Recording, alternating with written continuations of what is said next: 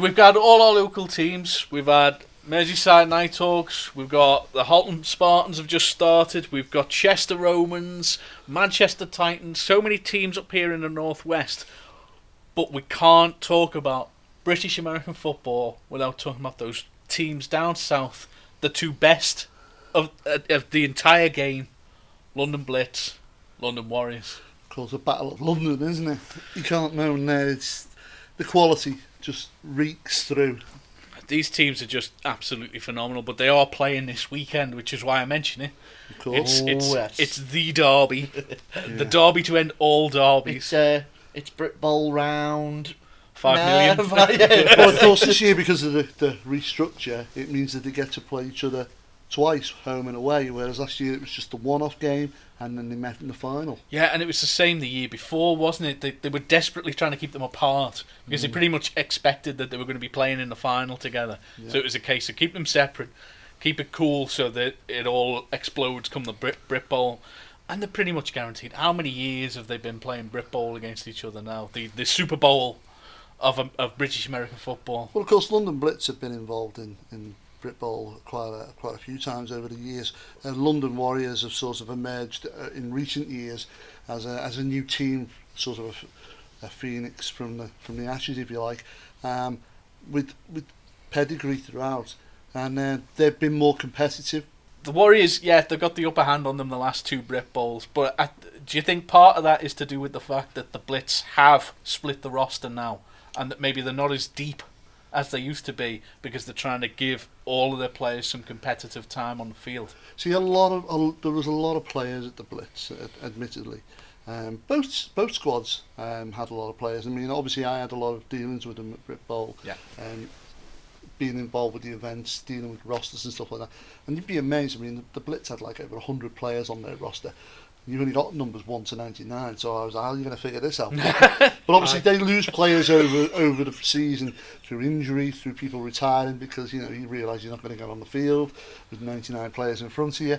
But hence why they've gone for two teams. It made sense to split it down, because there was the amount of people that would go into their team. It made sense to have two teams. They were already, when they were competing in Europe, they had a domestic home squad and they had a European squad. Obviously there was players that crossed over to two, but you can only take so many players with you to a game, especially in Europe. You're limited to the roster number. So it made sense that they were going to progress to a two-team system. But the unfortunate thing is, if you're in the B team, you can't go up, and if you find it tough, come back down. It's a one-way street. But presumably that's just to protect the roster positions. It's to protect teams as well, yeah. Other teams as well. Because you're going to end up with what you've got in like ice hockey, where like the Coventry Blaze National League team can any day be full of elite league players and wipe the floor with you, and then the next week be completely decimated. We don't allow that. It's maintaining the competitive balance for the rest of the league. Yeah. And London Warriors got so much pedigree in that team. It's amazing the amount of players and skilled coaching staff they've got there. A lot of them have got NFL involvement. Not just the men. I mean, even the women now. The Warriors women team are stepping up. I mean, they recently played a tournament and clean swept it. They walked it. So obviously that's the coaching again coming over from the men's senior squad there. The Warrior program works well. Yeah, it's a really well structured program, and I'm like you were just saying there, all that back and forth with the NFL they've done and the NFLE and things in the past, that's really paying dividends now. I want to draw your attention to a stat from last year, which is points for and against for London Blitz. Okay. Over the course of the season, 331 points scored for, 20 against. Of those 20 against, how many did the Warriors score? I think 20. Near enough. The thing is, though... So let's look at the stats currently as it stands. Okay. And at the time of recording, the Warriors currently beat the Bristol Aztecs 48-0 and the London Olympians 51-0. So right now the Warriors don't have any points conceded against them. But that could change, obviously. Whereas the Blitz do. The thing is, you're looking at two teams here who, over the years, have said that the real competitive level of football that they like, other than European. And I know that the Warriors don't tend to go into Europe. I don't know, for whatever reason, whether it be financial, whether it be logistical, I don't know. But right now, the two teams tend to wait for that particular fixture against each other, because it's the only real time that they get tested. Not taking anything away from any of the other teams in the division, but it's clear when that day comes, and you know, Dave, because we've been there, we've been to the London, we've watched them play. It's a completely different ball game. The London Warriors have a blackout on media before a London Blitz game. They go dark. Nobody can go on social media. No comments. Coaches are unreachable. The whole team just goes into lockdown because it's as serious as it gets for them. Especially because they're not playing in Europe. No. This is playing the London Blitz is the absolute pinnacle for the I was going to say, if you really want to know what the maximum you can get out of British football right now is, this is it, and you need to see it actually live. This weekend, the first game of the season between them. Make sure you're watching this, because it's just unbeatable. You won't see football like it in this country. We know where Dave sits on this. We know where Ben sits on this. Gary, who do you like? I have a lot of friends in both teams, but if I'm to be honest with you, I don't know whether splitting your team could have been detrimental to them this year. And they've lost their original quarterback. Fred Boyle's now moved on. It's a new setup, but it's proven to be well, because it's done well in Europe. I think it'll be close again, but I think Brit Bowl's different, but domestic football, it's at the Warriors. I think the Warriors are going to clinch it, because it's a difficult place to go to. They're a difficult team. I think the Warriors might take this one, although I think it's going to be a close game.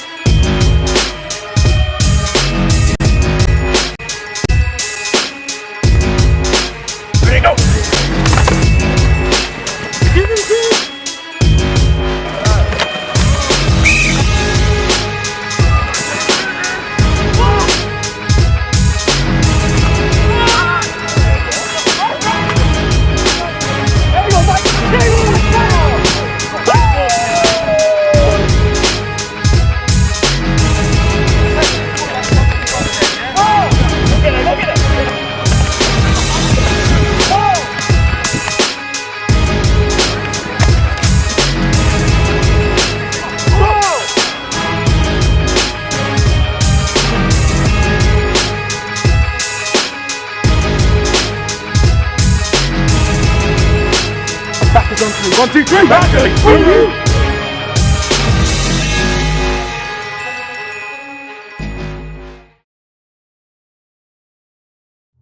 Every time I step on the practice field, I got one goal that I lock in my head by myself. My transformation comes when I put on my helmet. I'm a whole nother person.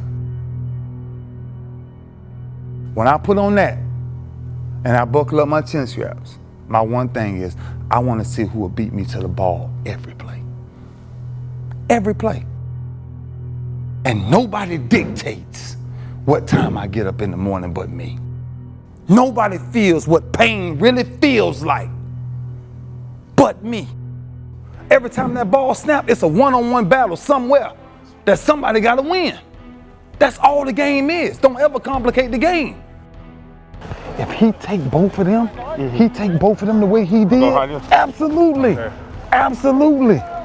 Watch the ball, watch the ball. What's your one-on-one battle that you got to win every day of your life? Right now, right now. I can go here, and let's say if he come. Let's say if he come. He come. Bam. inside. I'm asking each man in this room, what are we committing to today? Before Sunday, before this team see us Sunday, individually, what will each man commit to themselves? That's what Sunday about. Y'all know what this about. Sundays is supposed to be the other best team, whatever. Let's see. Let's see. Because there ain't no machines over there. Ain't no Terminators over there. They bleed just like us. And if they bleed like us, they ain't ready to deal with y'all like that. Nah, not if y'all change y'all mindset today. So Sunday, when that ball snaps, everything goes out the window.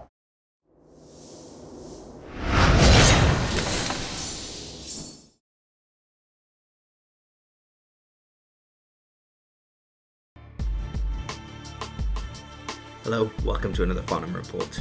The beard's slowly growing back, but we'll see how long Gemma lets me get away with that one. Last weekend, you saw the Lancashire Wolverines travel down to the Coventry Jets. Now, Lancashire lost that close game a couple of weeks ago to Tamworth Phoenix, so it was important for them to get a win. The Coventry season hasn't been exactly what they wanted, and they were sitting in about mid-table as well, so they needed the win there as well. It just wasn't to be their day. Lancashire travelled well again. You know, they're unbeaten on the road this season, and they've had some great wins. What can I say? They were pegged back early on. Coventry Jets kept themselves in a game, and they managed to bring it back to 13-13 at one point in the game. But from that point forward, really, Lancashire really controlled the game. They managed to take it 33-13 at half time. The second half itself was a little bit of a damp squid, would be probably the words that they would use. Both teams scored only once. Coventry scored towards the end there on a pick six, and Lancashire managed to pick up some extra points. The final score there was 39-19. Not so bad for Lancashire Wolverines, keeps them in touch with the guys above them. So we'll see how their season plays out from here and whether they make in the playoffs again this year. Halton Spartans, now they travelled down to Staffordshire Surge. That's a mouthful, so I'm just going to call them the Surge from this point forward, just so you're all aware. Both teams were going into the game at 3-1. Halton, of course, are having a fantastic season, probably one of the better seasons for a team in their first year. You know, nothing to be taken away from them. The Surge, they've always been a strong team in the division. They change every week. You never know which team's going to show up, but they've always had the ability to put points on the board, and they did that this week, unfortunately, for Halton Spartans. The final score in that game was 34-14. A good solid win for the Surge and a learning experience there, of course, for Halton Spartans. But that's, again, as we said, nothing to be taken away from them, because Halton Spartans are having a wonderful first season in the league. Elsewhere in the Nighthawks division, the NFC won, or the North Conference won. Edinburgh Wolves travelled down to Gateshead Senators. Now, they're neither teams that are close to you guys down there. One's close to me, well, probably both close to me. But that's a big game, because both those teams were going into the game 3-1. This meant that they kept in touch. Whoever won this game kept in touch with the Nighthawks. And the Blackhawks, Clyde Valley Blackhawks, are just above them as well. It was Edinburgh will be proud. They come out the stronger team on the day. Unfortunately, there was a bad injury. I've not heard much more than that, but we hope everybody comes away from that safe. The final score in that game, though, was really, really comfortable for Edinburgh Wolves. That's 40 points to 8. For Gateshead, I don't know what's going on there. They started the season 3-0. They've lost the last couple of weeks at home, and that's not like a Gateshead team. Gateshead have always been particularly strong at home. So I guess we'll have to see how they play now. They all need to pick it up. I know the Nighthawks won't be looking forward to going up there even after they've lost a couple. Next up, probably the biggest rivalry in the division. And if you're through this weekend, this is where you need to be. It's the Chester Romans taking on the Merseyside Nighthawks. These two teams have, what should we say, a dislike for each other? Probably leave it a dislike. But the Nighthawks, of course, confident going in. 20 games unbeaten for the Nighthawks. That's a ridiculous record. They're doing so well for themselves, so I think they're really going into this game with a lot of confidence. But of course, Chester Romans, they're going to be going into this game knowing that they can upset the apple cart. They can really take the Nighthawks down the peg, and they'll be driven for this game. There's a lot of rivalries. There's some bad blood between these teams. I guess we'll just have to see how it plays out come Sunday. But if you get a chance, get down to Chester County Sports Ground. That game is going to be unbelievable. Kickoffs at 2:30. Get down there. Support both teams. Support either team. Just enjoy yourself. It's going to be a cracking game down there. Stanley Cup Game 5, that's on this weekend. That's tomorrow night at 1 a.m. So stay up, plan to stay up late. Tampa Bay Lightning taking on the Chicago Blackhawks. You've got NBA Game 5, that's Monday at 1 a.m. And that's Golden State taking on Cleveland. And for baseball fans, I've not talked about it much, but MLB.TV, they do a free game of the day every single day. Friday night it's the Rockies and the Marlins at 10 past 12. It's a much more manageable 10 past 7 on Sunday as the Seattle Mariners take on the unbelievable Houston Astros. That was a Farnham Report. Have a good week.